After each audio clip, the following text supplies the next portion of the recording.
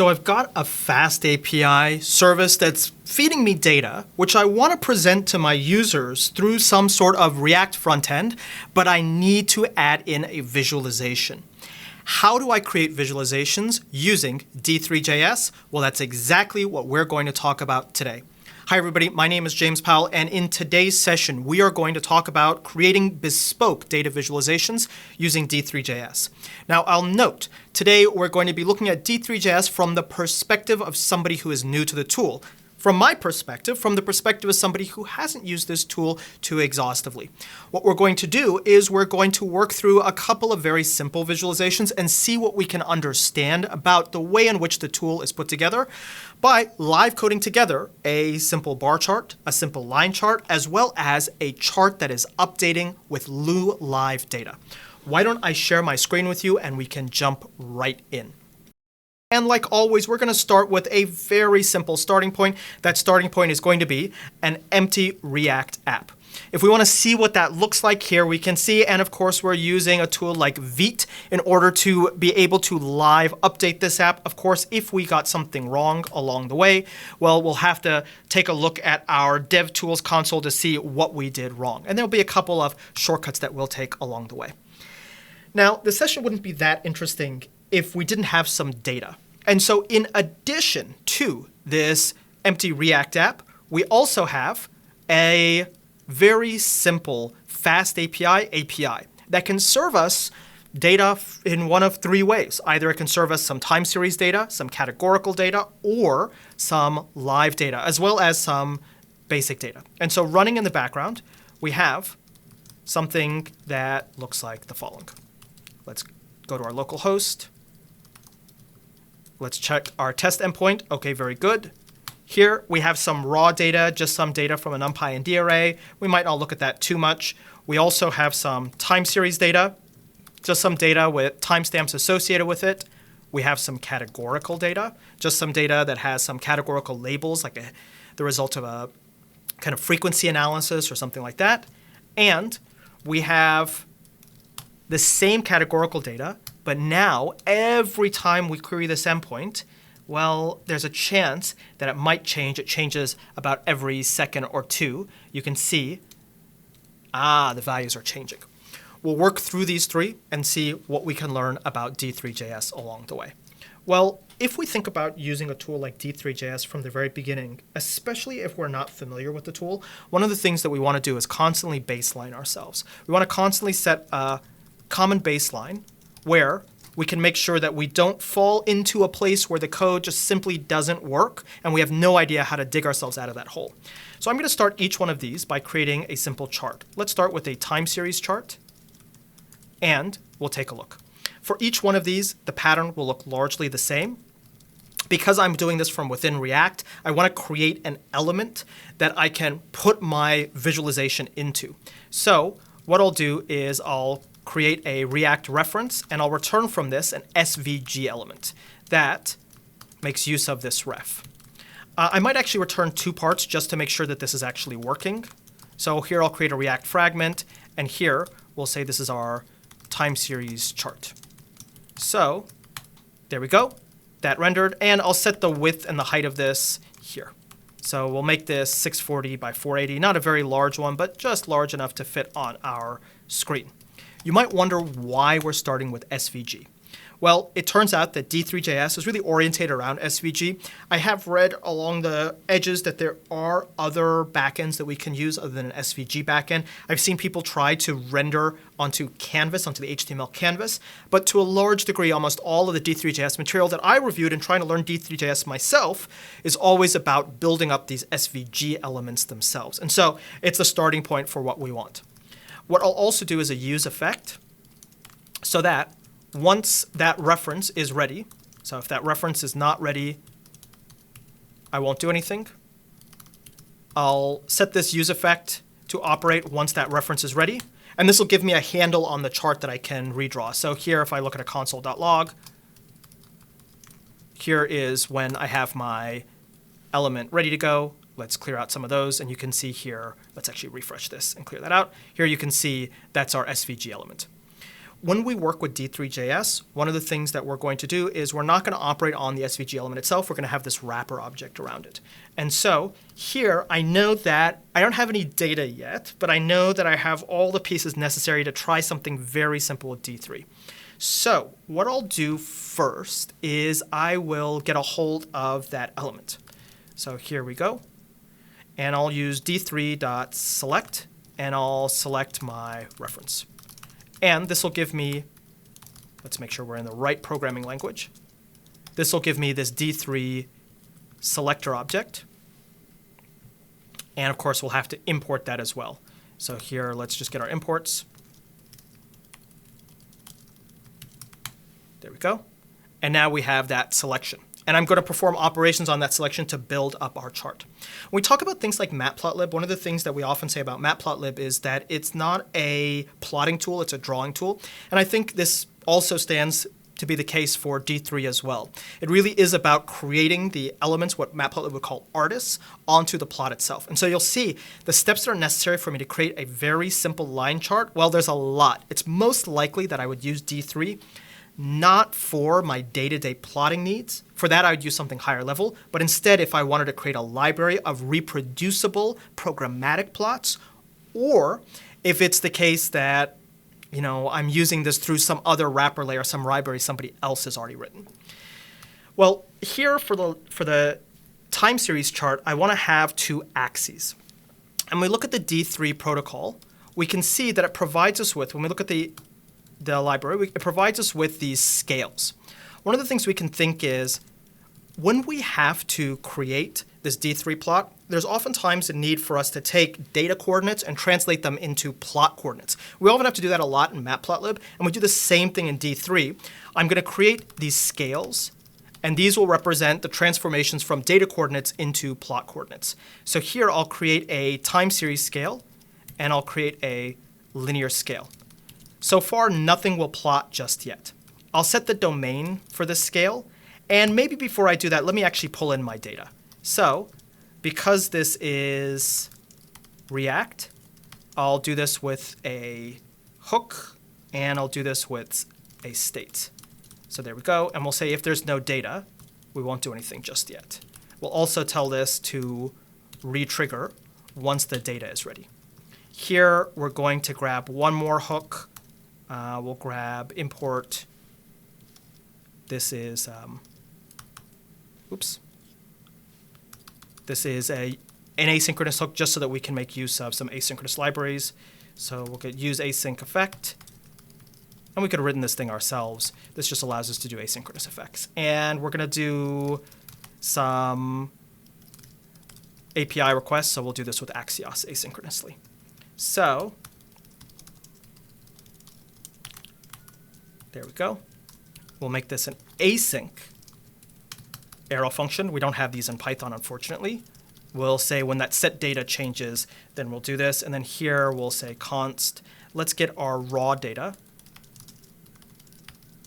out of awaiting for our Axios.get using our root URL. And I think it was time series is where that's located. And once that's ready, let's show that.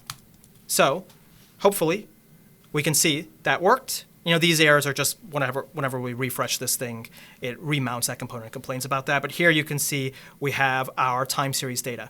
Now this is going to be a little bit clumsy. Here you can see I have that time series data in ISO format. I'm just going to reformulate that as actual JavaScript dates. I could do this deeper into the D3.js stuff, but here I'm just going to assume that for the most part the data that I'm given is in pretty clean format. So here we'll just do something like this. Here's our data. We'll map this, and we'll take each one of these index and values and map them to actual JavaScript dates. And to do that, I'm going to do this a little bit awkwardly. I'll use Luxon for this. So here I'll say my index value is just a Luxon date time drawn from this and then put back into a JS date. And here I'll just pass my value through.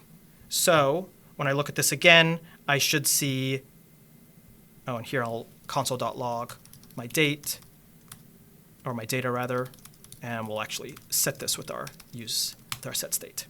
So here we should see great. We have, the time zone has been inferred here. We could fix that. These might be UTC dates. I don't know that I care about that too much. We actually have our data ready to plot. Well, going back to our plot, let's take a look. For our x-axis, the size of that depends on where the data is. So what I'll do is I'll use a helper function in D3 to find the extent of this data. Whenever I'm given some data, I will compute this plot by finding the extent of this. And I guess for here, for the linear scale, this is the actual value. What I'll do is I'll set the domain starting from 0, going up to whatever the max value is. So I'll use another helper function provided by D3.js that gives me the max value. Now, of course, we'll have to address any typos that we have. There we go. And we still haven't plotted anything just yet. Well, let's actually see if we can plot something. So what I'm going to do is I'm going to append to my SVG selector the elements corresponding to my axes. So what I'll do is I'll append a G element, SVG. Well, in your SVG HTML element, you have these G elements, which refer to the actual graphic elements. So here, this is going to be a graphic element that represents each one of my axes. So I'll do this, and I'll actually do something like this. So I'll do a call, and I'll use a helper function to plot that there. Now, that's not that visible. That's a little bit hard for me to see. I might need to move this around a little bit. I might need to set the range for these. So if I'm going to do that, I might set the range for this. And let's start this from there. We'll do it with those margins. OK, there we go. D3 contains a lot of these axes types.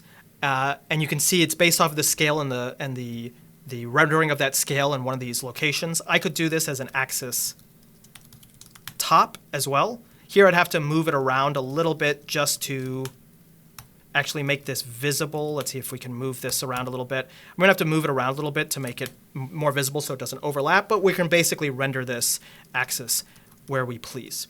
Here we can also render our other axis. Let's make this an axis left, and we'll render that as well. But for this one, we're also going to need to set the range on that. So let's do something like this. It was 480 for our width. So we'll do something like that.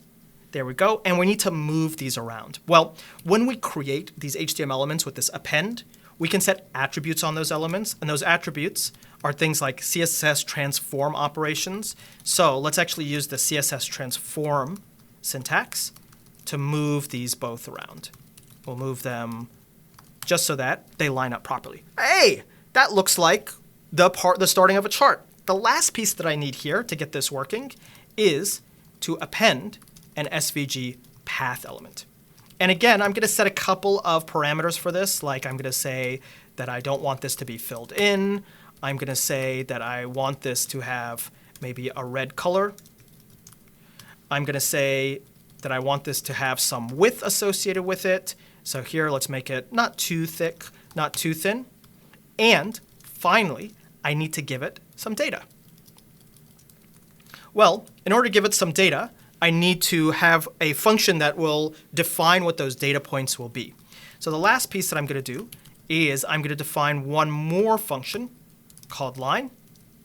And this will use another piece of the D3 library, these shape helpers. And what it'll say is this is a line that when you give it some data, it figures out the x coordinate for that data by pulling that index value from that and passing it to my scale. So it'll figure out from the data coordinates what the graphing coordinates are, and the same thing for my y-axis. Finally, I need to make sure this thing actually shows up. Let's change this. Nope, that's good, that's good. And then finally, we might need to make sure this thing actually gets plotted. There, we have everything ready to go. We haven't filled this. We have set everything properly. And then we just got to figure out why this thing doesn't show up. This is in our ref.current. Very good. let's do a console.log. Let's just make sure we have our data.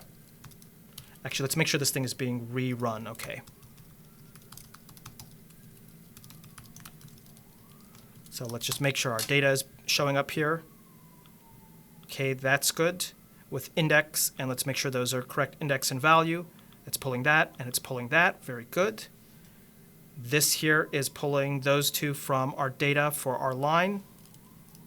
And here we have our path. Let's use the standard color. Let's see maybe if it doesn't like our color.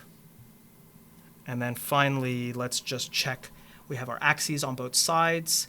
We have our data here. We have our stroke width. Very good. And our fill. This should actually render. So we've got to figure out why this doesn't render very quickly. And let's make sure we have our width of 640, our height of 480. Let's make sure we're not rendering anything outside of our block. And let's make sure we're actually, this data is being set. That's good. Let's remove this here. And we can see there's something a little bit dodgy happening with our plot, but that's because the data itself changes every time you load it. We have our data. The x-axis is based off of the index value. The y-axis is based off of the value going from 0 up to the max in the domain. The ranges are correct. So it's not 100% clear to me why this isn't plotting, but rather than belabor this, let's see if we can get our other plot to work. And let's try one final thing. It's this path that doesn't like. So kind of rewind this until, and we'll do one more thing.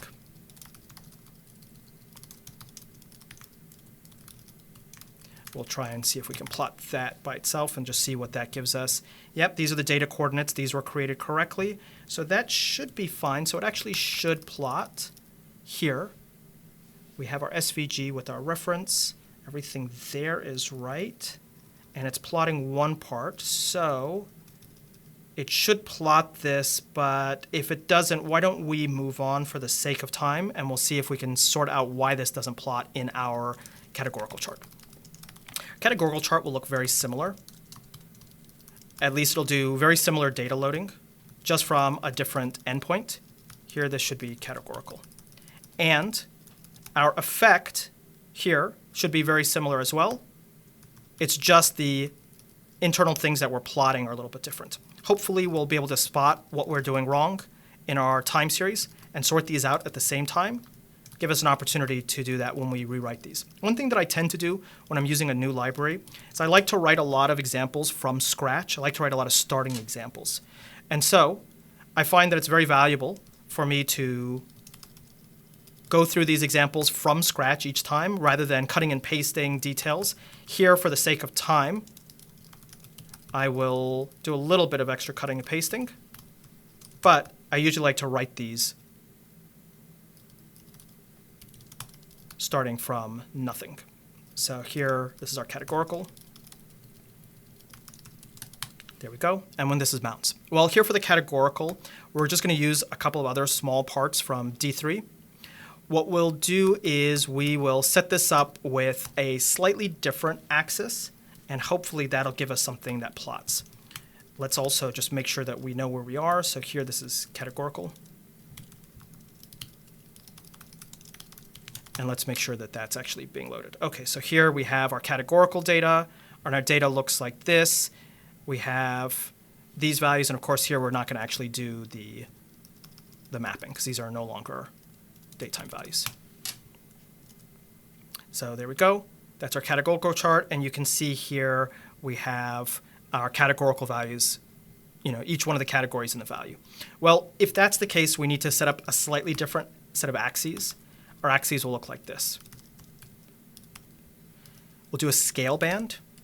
And if we look in the D3 documentation, it'll tell us all the different types of axes we can create. Here we're going to create the mapping from data coordinates to the graph coordinates as a scale band. And we'll set the domain for this. And the domain for this will use another D3 function, group sort. Here we'll take our data and we'll sort it in two ways. We'll sort it descending on the value. and then grouped by the index value. And here, we'll set a range. To make our life a little bit easier, and maybe the source of one of our previous errors was that we didn't have the margins displayed, so we might have seen that line might have just been displaying a little bit outside of where we want this to be. So here we'll just predefine our margins. And we'll also predefine the shape of this so we can hopefully spot check some of those errors. So this is our height, 480, and our width, 640. And then now we can use these. This is our shape.width, and this is our shape.height. Very good.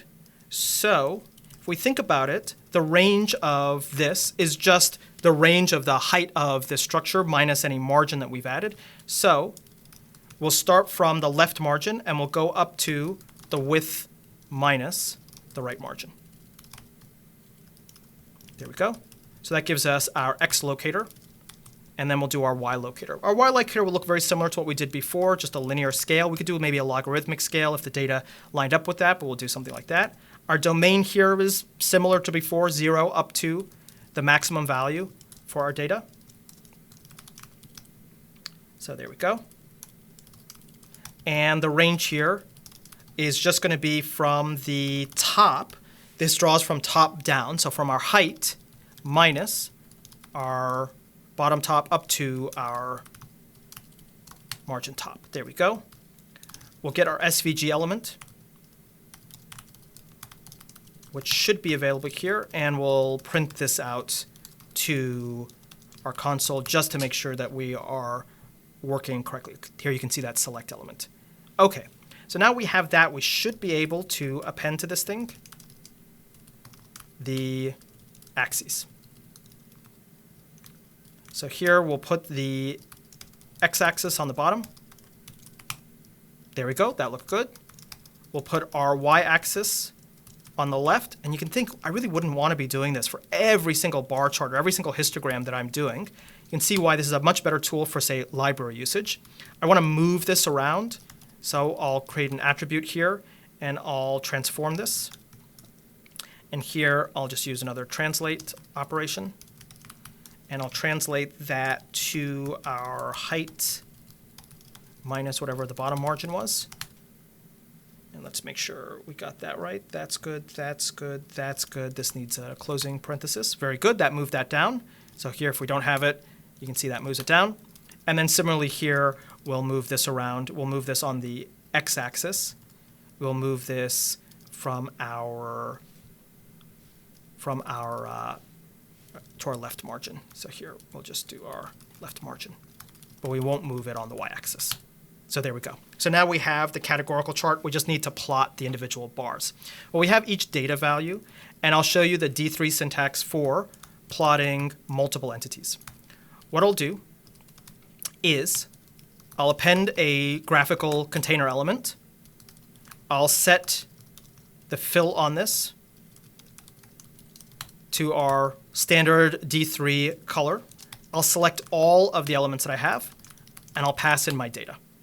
Once I do that, I'll join these up into a series of rectangles, and I'll set the attributes on each of these rectangles.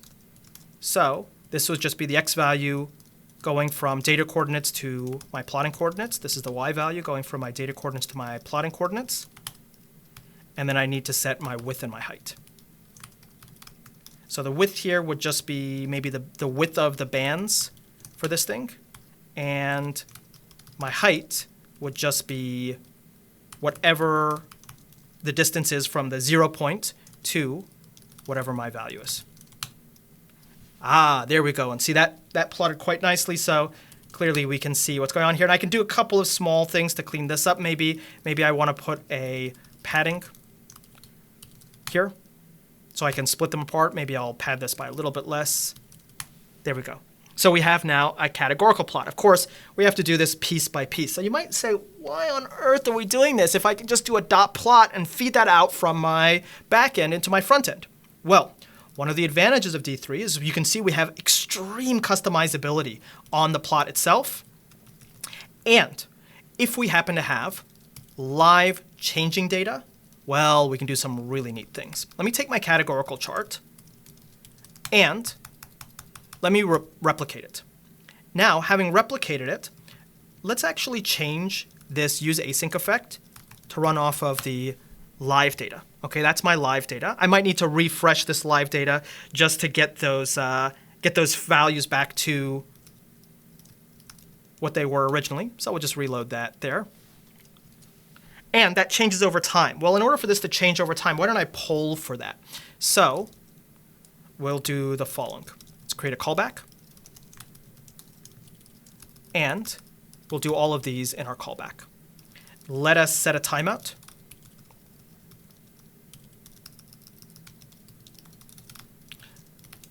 And we'll set our callback for immediate timeout, and then like that. And then here we'll actually give ourselves the ability to, I think it's cancel timeout, to cancel this timeout. Okay.